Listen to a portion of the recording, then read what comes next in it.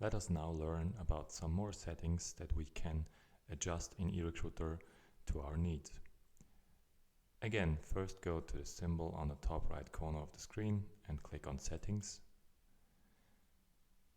And what we're going to look at now is first of all personal data, which includes your title, Mr. or Mrs., your academic title, first name, last name, and your phone number. All of these items can be, for example, included into job advertisements and emails that you send out. If you make any changes, save them via the Save button on the bottom right corner of the screen. Next option here is to change a password, where you have to type in your current password once and type in your new password twice. Please keep in mind that there might be password settings and restrictions that come into place that you have to keep in mind. Again, save with the Save button here. Next area is email addresses and signatures, which is basically only used, of course, for emailing with candidates.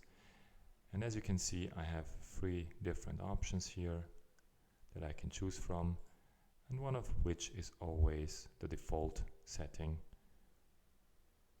that I can activate by clicking on this icon right here. So what you can do here is basically giving it a name so that you can identify this signature and email address out of this list.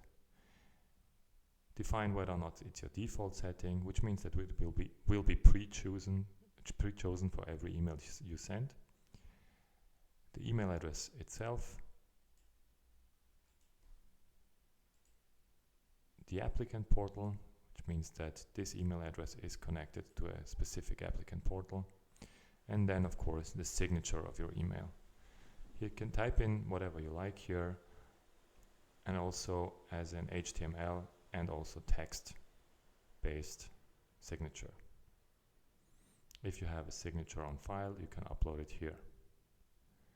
Once you're done, again, click on the Save button to save all your changes. Next, we're going to look at User View, which is a possibility for you to include other users, recruiters that is, into your overview in eRecruiter.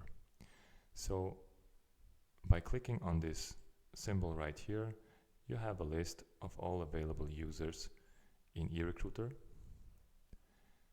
and by choosing a person and clicking on OK, you can integrate that person's view into your own, for example in the workspace, where you can now see not only your open jobs but also a colleague's open jobs. If you would like to exclude that person from this overview, just go back to the User View area, click here and unclick the checkbox. OK.